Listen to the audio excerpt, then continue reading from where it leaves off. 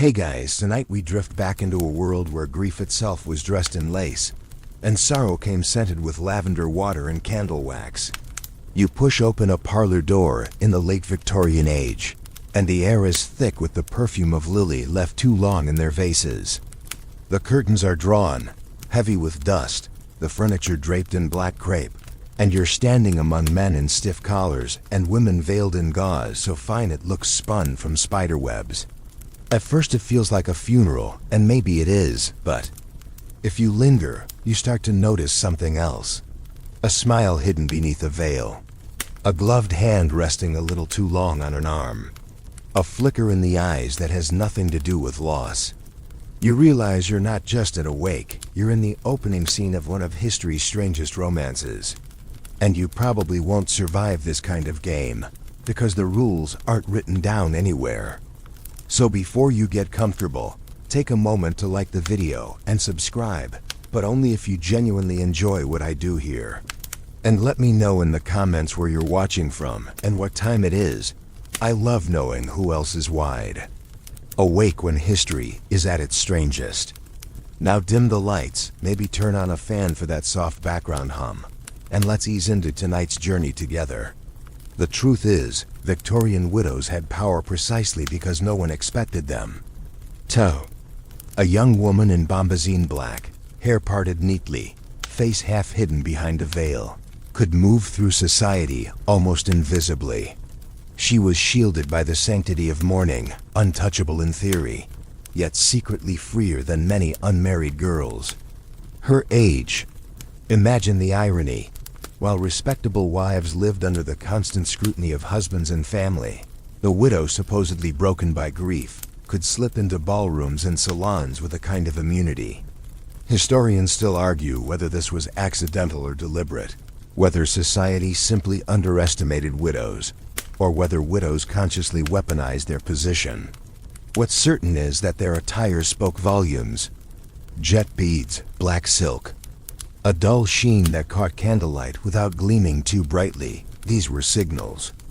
As one book on the erotic spirit through history points out, clothing has always doubled as a form of desire, and in the Victorian era, mourning clothes became a secret code. Even the Kama Sutra reminds us that desire thrives in constraint, and, in a sense, the widow's veil was the ultimate tease, concealment that made curiosity burn hotter.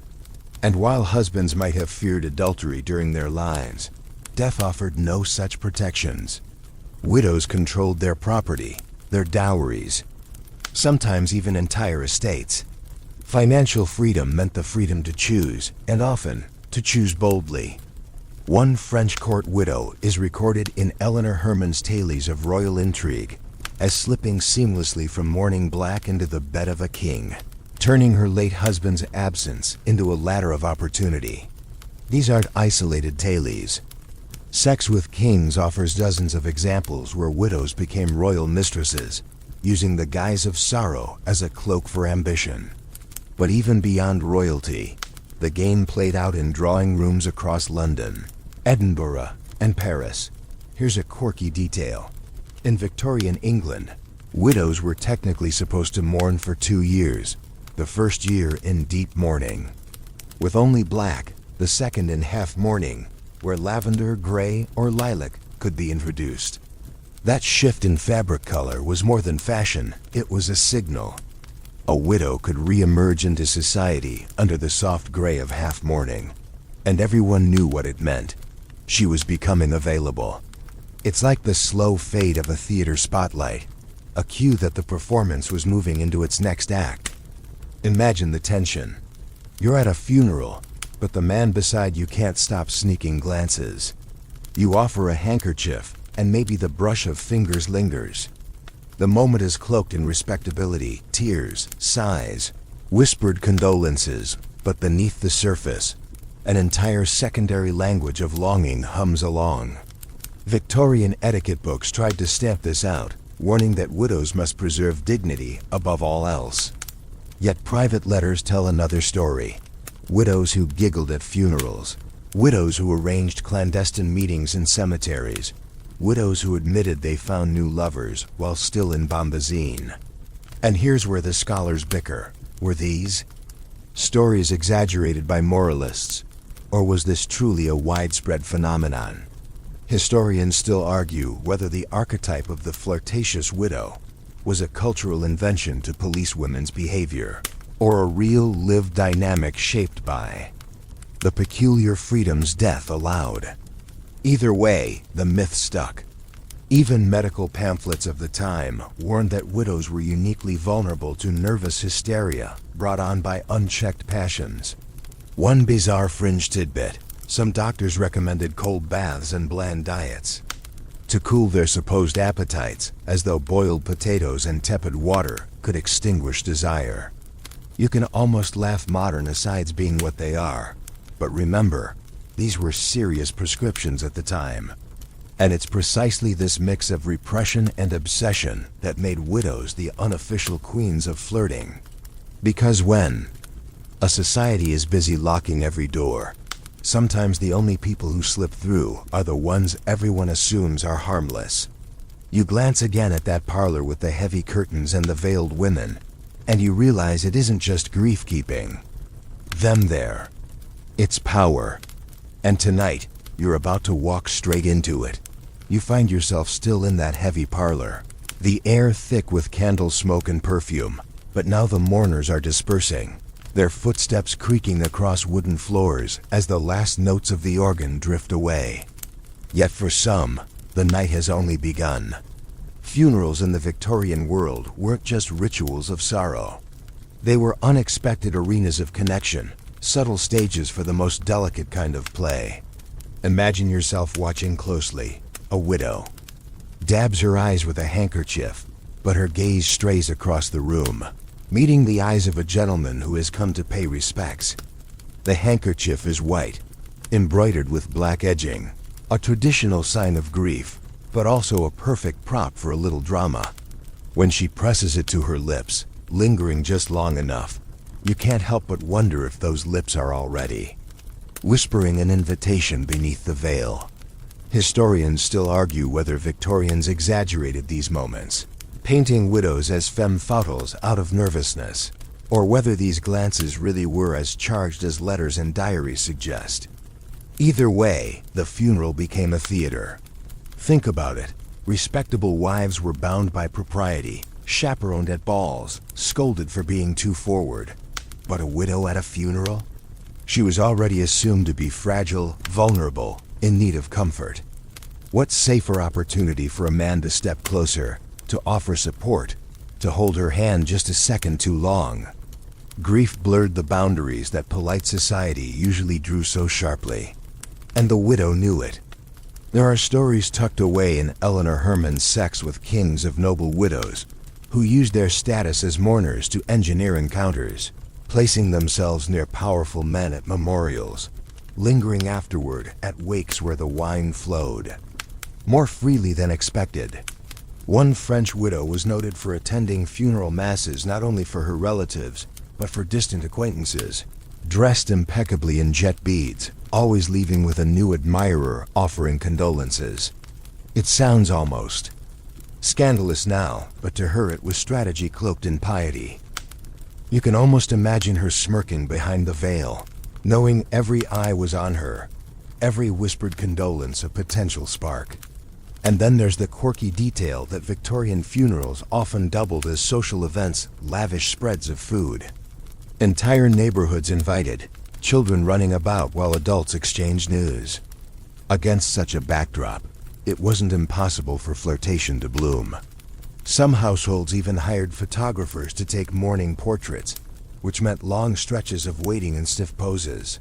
Picture that, a widow and a sympathetic guest, forced to sit side by side in silence, the camera taking minutes to capture the shot. How easy would it be for fingers to brush, for eyes to meet, for a pulse to quicken in the most unlikely of moments? Scholars of sexuality remind us that repression always produces its own escape valves, and in Victorian culture, funerals provided one. Michel Foucault's ideas about power and silence echo here. It wasn't what was spoken, but what was left unsaid that shaped behavior. The widow couldn't openly declare interest, but in the hush of mourning, a raised eyebrow or softened tone became louder than any words. You might chuckle at how the Victorians tied themselves into knots over this, inventing elaborate rules for decorum that were almost designed to be bent. Etiquette manuals warned widows against attending too many social gatherings in the months following bereavement, lest their reputations suffer. Yet those very manuals also advised gentlemen that it was their duty to console grieving women. A contradiction ripe for exploitation, and exploited it was. And of course, not every tale was innocent. Peter Webb's erotic spirit, through history, tells of a widow who seduced her late husband's best friend within days of the funeral, a scandal that spread like wildfire through their town. The friend defended himself by claiming he was merely providing comfort, while neighbors whispered that comfort had turned into something more carnal almost instantly. Whether the story was embellished or not, it shows how quickly the line between mourning and desire blurred.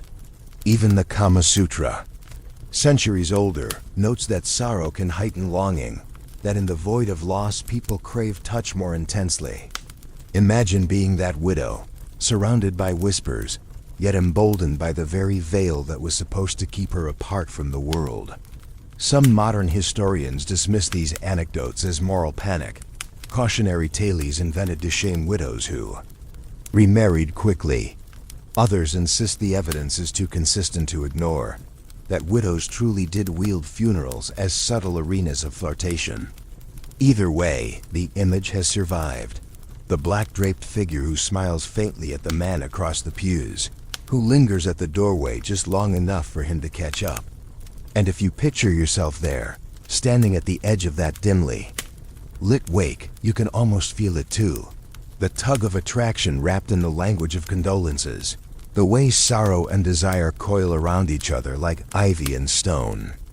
Victorian funerals may have been about honoring the dead, but for many widows, they also became about finding a way to live again, and perhaps to love again, under the watchful eyes of a society that couldn't quite decide whether to condemn or envy them.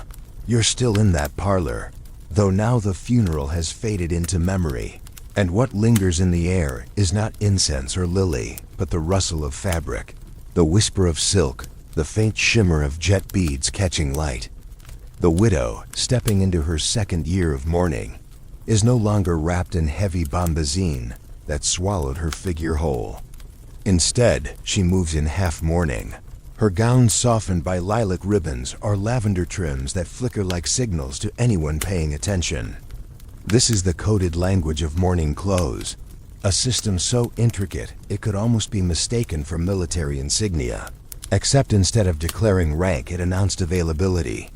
Historians still argue whether this system was sincerely intended for ritual respect or whether society understood, perhaps too well, that every color shift was also a cue in the dance of courtship.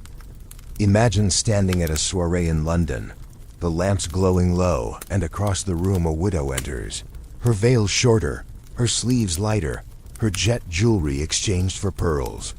Without saying a word, she has declared that she is slowly returning to life, and every eye notes it. It's like a stage curtain rising. The performance is about to begin. The Victorians adored these layers of meaning. They published endless guides dictating the exact number of months one must wear dull black. Before progressing to silk, how many weeks must pass before gray could replace ebony? Which fabrics were acceptable for which stages? A widow's wardrobe was less her personal taste than a public diary of her emotional state, or at least what society assumed it to be. Yet, beneath the solemnity, women learned to bend those rules. There are letters tucked in archives where widows joke about sneaking in a colored ribbon earlier than prescribed, testing the waters of gossip, measuring who noticed. One wrote that she wore a violet brooch 3 months too soon, just to see which gentleman caught the signal. A small act of rebellion, but in a culture that prized obedience, it was practically revolutionary. And here's a curious tidbit. In France, some widows took to wearing violet and white not only as half mourning, but as a flirtatious wink. Since violet flowers were associated with modesty, but also with secret love.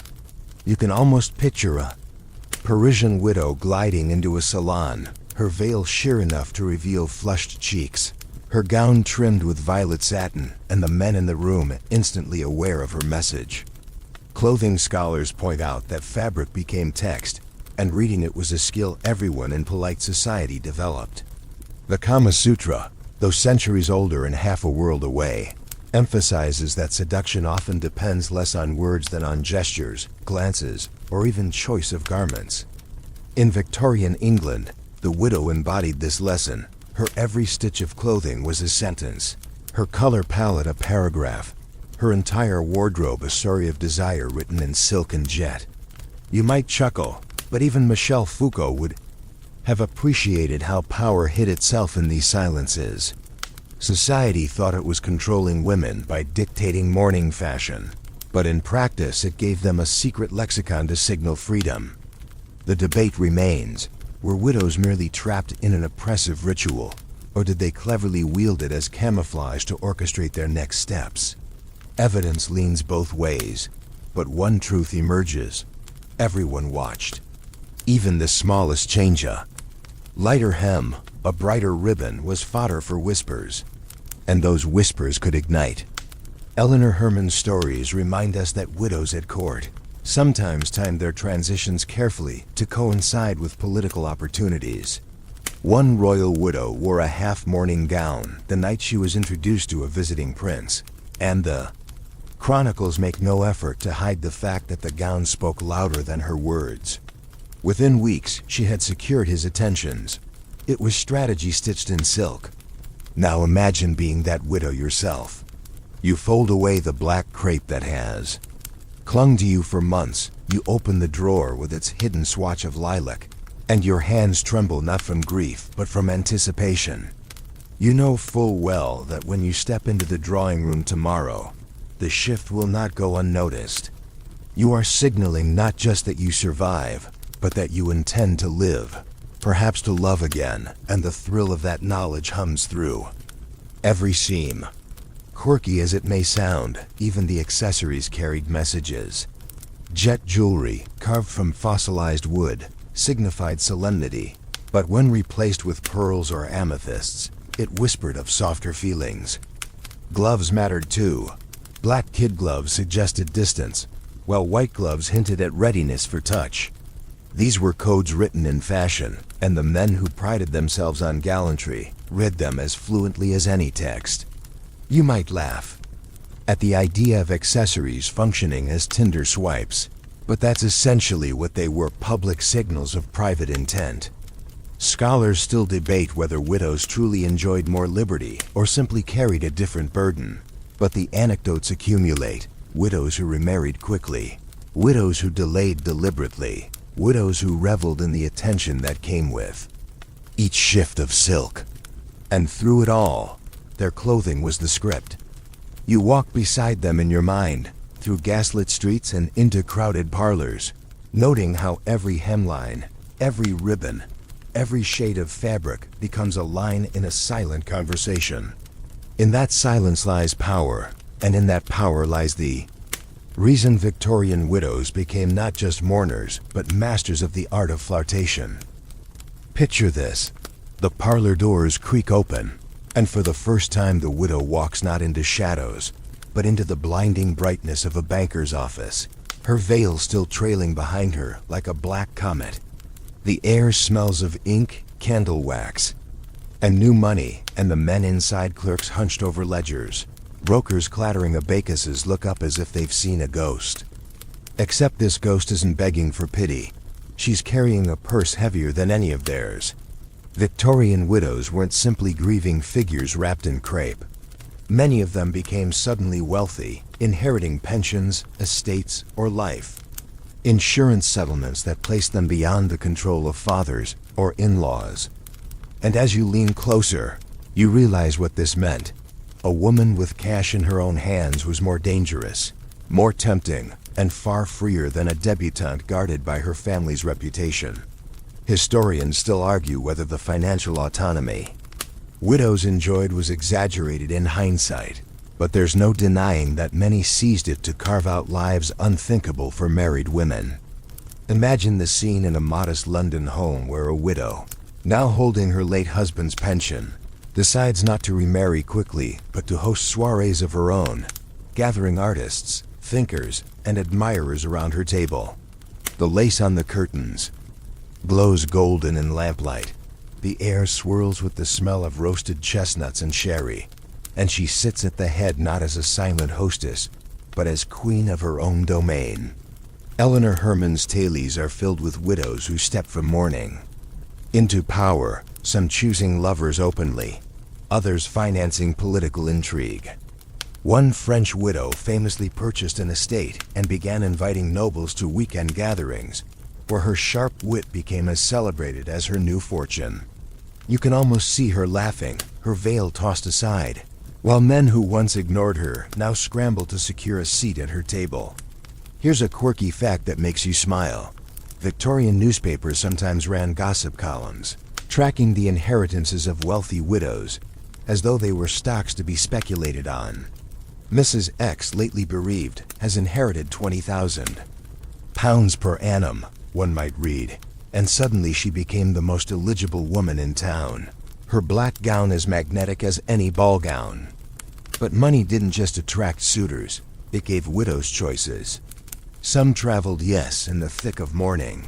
They slipped away to spas on the continent, where the steam baths of Baden-Baden or the promenades of Nice offered both rest and the chance encounters that polite London would never allow.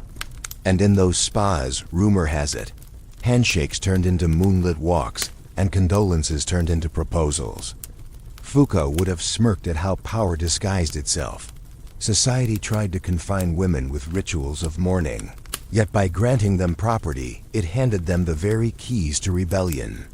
Scholars still argue whether widows consciously plotted their rise or merely stumbled into it, but the result was clear financial freedom translated into social daring. Think of the widow who funded a political pamphlet critiquing Parliament under a pseudonym, her words sharper than any man's in the chamber.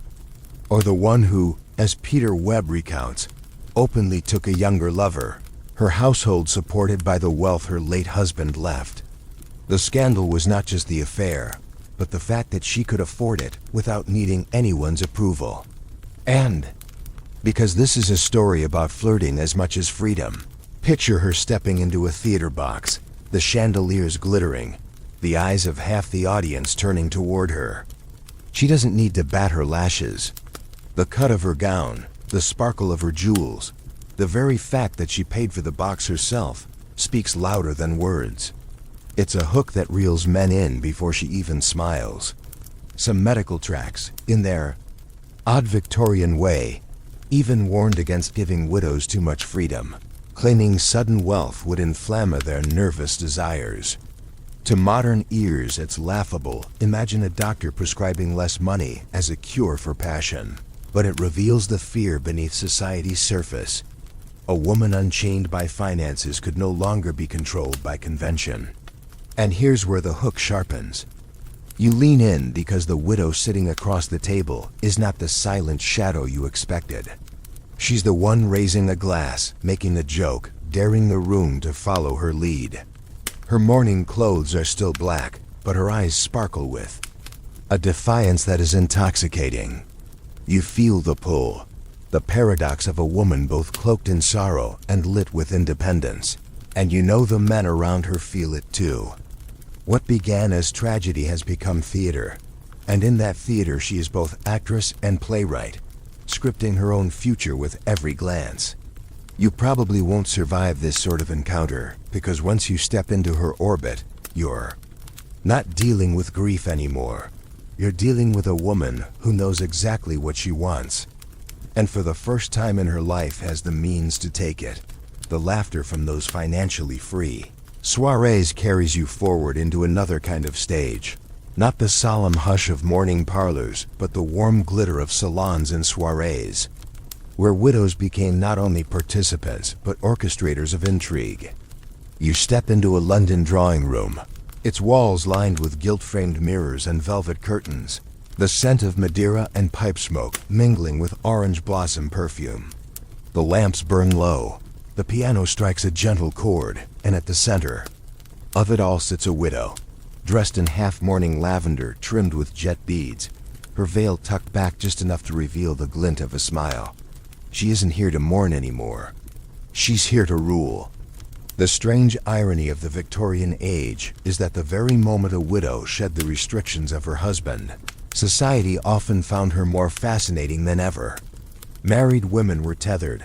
Unmarried girls watched like hawks, but the widow, having already proven herself in the theater of matrimony, was suddenly free to banter, to laugh, to entertain, and sometimes to scandalize. Historians still argue whether these women consciously manipulated their reputations or simply took advantage of opportunity. But either way, the result was salons thrumming with gossip and possibility. Imagine leaning against the marble fireplace while she tells a witty anecdote about her late husband's pompous habits, the whole room laughing, half shocked at her reverence. It's dangerous humor, but that's what makes it so magnetic. Eleanor Herman's tales are filled with such figures: widows who charmed dukes and princes at private dinners, who spun reputations as fast as others spun silk. One widow at the French court earned a reputation for being as dangerous with words as with glances, hosting late-night gatherings where poetry blurred into flirtation. And it wasn't all aristocracy. Middle-class widows, too, learned to turn their parlors into theaters of influence, filling them with artists, writers, and eager bachelors who mistook condolences for invitations. There's even a quirky tidbit that in some Victorian households, widows deliberately arranged their furniture to encourage intimacy, setting chairs closer than etiquette manuals allowed, ensuring that any whispered conversation took place in a pocket of candlelit shadow. Scholars of interior design might call it coincidence, but letters suggest otherwise. One widow joked that her sofa had seen more confessions than a church pew. And then there are the sex stories whispered in histories of royal courts, where widows became not only entertainers but lovers whose reputations reshaped politics. One English widow, widowed young, was rumored to have entangled herself with a visiting ambassador, the affair so notorious that caricaturists depicted her pouring tea while he whispered in her ear. Was it true? Historians still debate whether gossip exaggerated her influence, but the fact that she was depicted at all shows the cultural fixation. Peter Webb's exploration of erotic spirit reminds us that society often simultaneously condemned and fetishized women who dared to blur the lines. You can almost see the men circling her in the salon, offering compliments laced with ulterior motives while she parries with jokes, letting just enough flirtation slip to keep them guessing. And if you listen carefully, you hear her turning the conversation toward politics, literature, investments, the very topics men pretended women couldn't master. With her pension or estate secured, she could finance an artist, sponsor a writer, or even whisper her views into the ear of a parliamentarian. These salons became crucibles not just of flirtation, but of influence. Michel Foucault's ideas about power playing out in social microcosms come alive here. The salon is less about laughter and more about control, about who guides the conversation, who holds the attention, who decides when the night ends. And more often than not, it was the widow. The thrill for her guests was double-edged. Was she mourning or mocking, inviting or rejecting? She floated between roles like a seasoned actress. Her veils and gowns the props, her voice the script. You might smirk at the idea that Victorian men, who publicly preached propriety, flocked to such rooms to bask in her dangerous charm, but the diaries don't lie. One gentleman confessed that he spent half his evenings with a widow who spoke with more fire than any maiden and left him sleepless with thoughts of her laughter. Perhaps he exaggerated. Perhaps not. What matters is that the archetype stuck, the witty, scandalous widow who presided over rooms where conversation slid effortlessly between Shakespeare and seduction. And if you were there, sitting in a gilded chair with your glass of sherry, Warming your hand, you'd feel it too. The heat beneath the jokes, the spark behind the veil, the strange sensation that the room belonged entirely to her. In a society built to contain women, the salon became her kingdom. And in that kingdom she reigned with wit, wealth, and the faintest, most dangerous smile. The salon doors close behind you, but the murmur of flirtation doesn't fade, it transforms. Becomes whispers in corridors, carriage rides under moonlight, and sometimes, the rustle of sheets in rooms where candles burn low. Victorian widows didn't just preside over drawing rooms. Some crossed the threshold into bedchambers where reputations and politics were rewritten in the span of a single night. You imagine it vividly, a widow draped in half-mourning silk, her pearls cool against her skin, slipping through a gilded doorway to meet not a merchant or poet, but a king. Eleanor Herman's Sex with Kings brims with such tales, widows who turned loss into leverage, stepping directly into royal beds. One French widow, young and clever, caught the attention of Louis XV. Her veil barely lifted before she was ensconced in his inner circle. Historians still argue whether her influence was exaggerated by jealous courtiers, but they agree her position reshaped more than her own fortunes. Picture the scene. Tapestries flicker in candlelight, the air smells of beeswax and musk, and the widow, once cloaked in grief, is now wrapped in royal sheets, her laughter echoing off stone walls that had heard only solemn prayers the night before. It is seduction elevated to strategy, and strategy disguised as solace. And here's a quirky tidbit. Widows at court often kept small tokens from these encounters. Not jewels or letters, but simple handkerchiefs or gloves scented with the king's cologne, treasured as proof of intimacy. Such tokens became rumors, in themselves whispered about in salons until their existence carried as much weight as treaties. Peter Webb notes that erotic histories often hinge on such objects, little relics of desire that outlive the moment. The Kama Sutra too reminds us that love is often entwined with symbols, clothing, scents, gestures that speak long after the act itself. Imagine holding such a glove to your face, knowing it smelled not just of leather but of power. Of course, the scandal was not merely private. Widows who lay with kings often found themselves wielding unexpected political sway. A witty remark at breakfast could become a shift in policy by dinner. A whispered favor turned into a nobleman's disgrace. And yet, historians still debate whether these women truly controlled events, or were simply scapegoats for decisions made elsewhere. Either way, the perception was real. Widows in royal beds were feared, envied, adored, and vilified in equal measure. You probably wouldn't survive such a game, because to play it meant navigating daggers disguised as compliments, rivals lurking in every corridor, and the constant threat that one rumor could end everything. Yet the allure was undeniable. 1. English widow, widowed young and rumored to have been the mistress of a Hanoverian prince, was painted with a sly half-smile, the artist caricaturing her not as a grieving woman, but as a conqueror. The painting still survives, her eyes meeting yours with a confidence that makes you almost blush centuries later. But not every story glittered. Some ended in disgrace, widows cast aside once their novelty waned, or condemned by moralists who accused them of corrupting kings. Still, even these failures prove the point. Widows mattered, their bodies and their choices rattled thrones. And in the private letters of these women, there is often a frankness that cuts through the legend. One widow wrote, "I have known both mourning and a king's embrace, and I would not trade either, for both taught me freedom."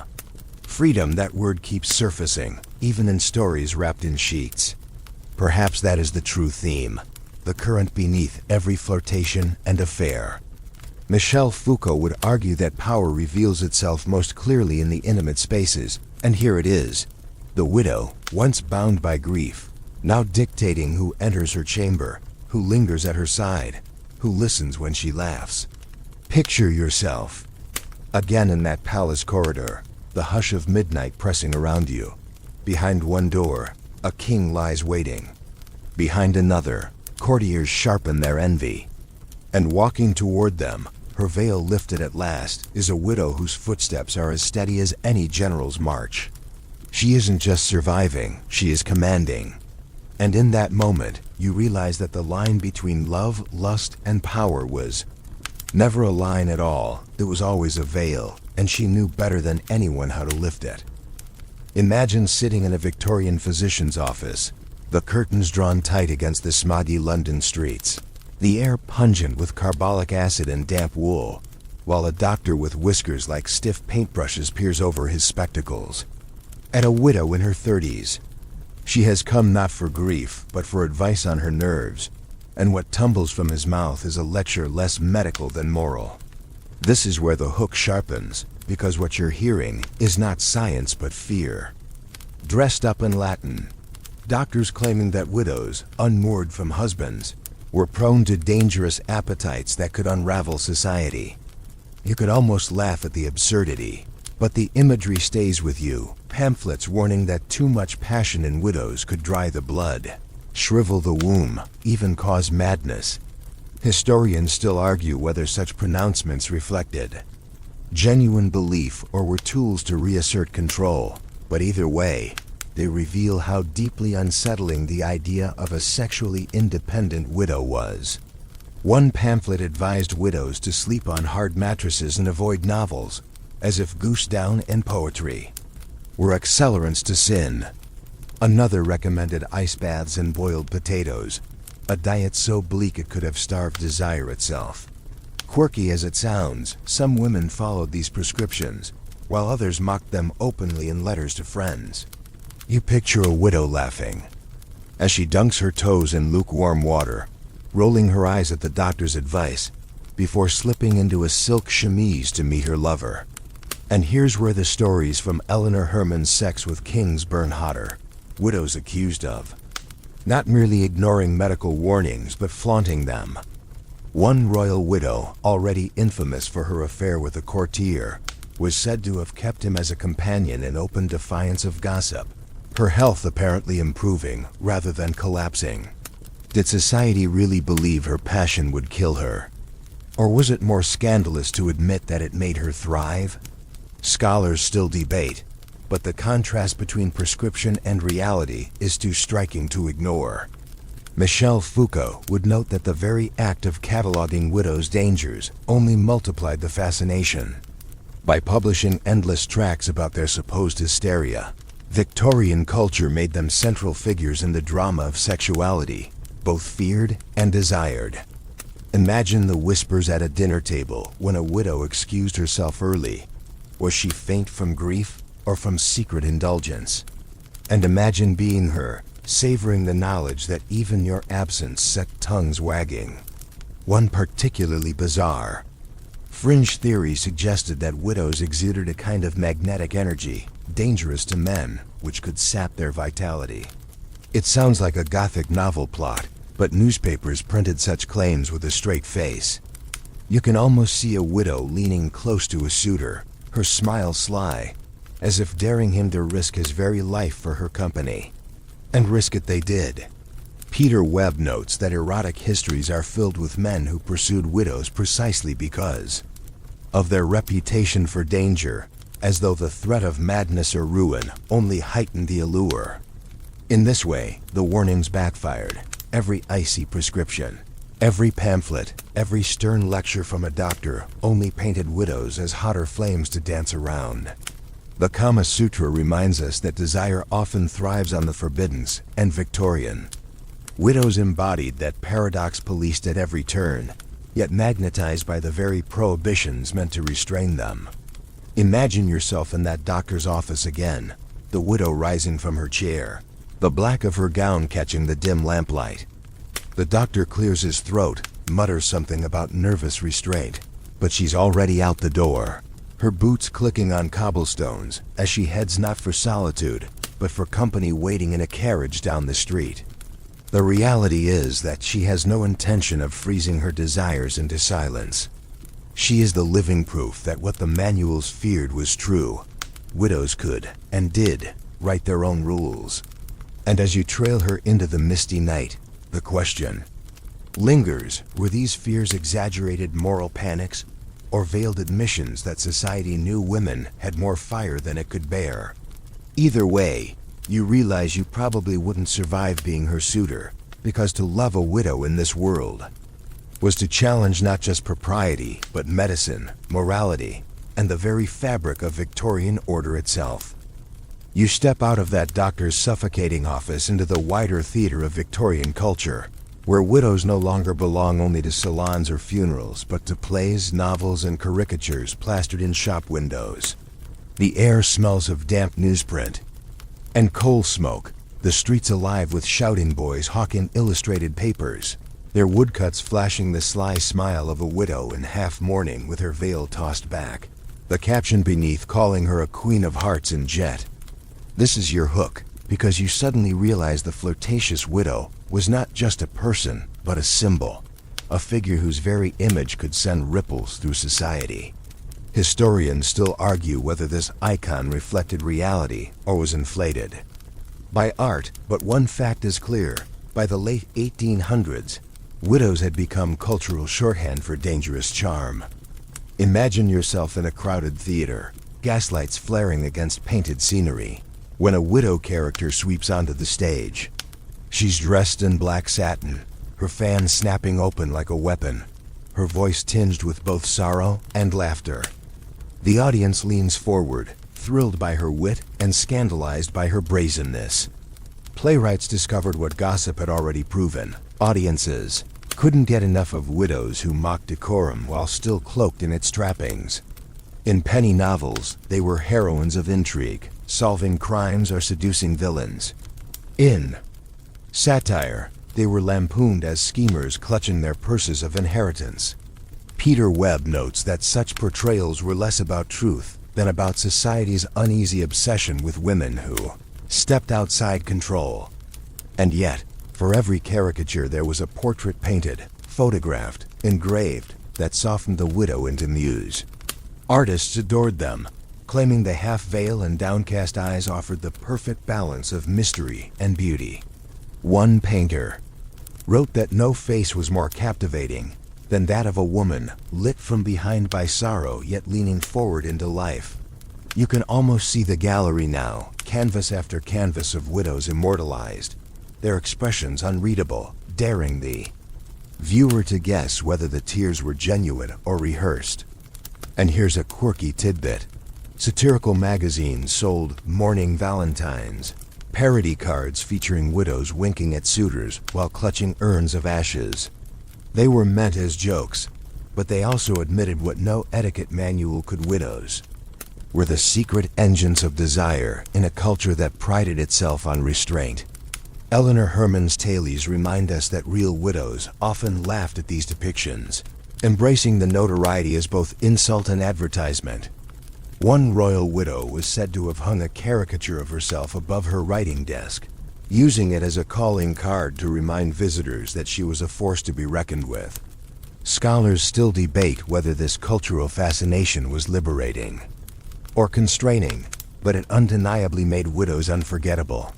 Even Michel Foucault might argue that by turning them into icons, society inadvertently broadcast the very power it hoped to contain. The Kama Sutra, centuries distant yet oddly resonant, insists that desire thrives on symbols, that the imagination magnifies what the eye only glimpses. And so the widow's veil, her fan, her half-mourning silks became more than garments. They became shorthand for longing itself. Imagine walking down a foggy London street and glimpsing one in a bookshop window, her eyes painted to meet yours across the glass. You'd stop, wouldn't you, just for a heartbeat longer than propriety allowed. That was the true trick of the cultural widow. She lived not only in homes and salons, but in the minds of strangers who had never met her. By the close of the Victorian era, she had become myth, equal parts feared seductress and cherished muse, a figure inked into the collective imagination. And as you stand here at the end of our long night's journey, you realize that she never really disappeared. Her legacy lingers in literature, in film, in every trope of the mysterious woman draped in black who both mourns and entices. She was never only a relic of Victorian society, she was its mirror, reflecting both its repression and its hunger. So now, as the gaslights dim in your mind's eye, you let the image soften, the widow standing at a window, veil lifted, eyes glistening, lips curved in that secret half-smile. The street outside is quiet, the world hushed, and her figure fades like smoke into the night. You exhale slowly, letting the tension unravel, your heartbeat easing back into rhythm. Her story lingers, but the danger passes, leaving only the warmth of curiosity and the faint perfume of violets on the air. And as you drift towards sleep, remember that history's most powerful figures aren't always the crowned queens or the crowned kings. They're often the ones hidden in half shadow, veils fluttering, their laughter echoing quietly across centuries. End of script. Sweet dreams.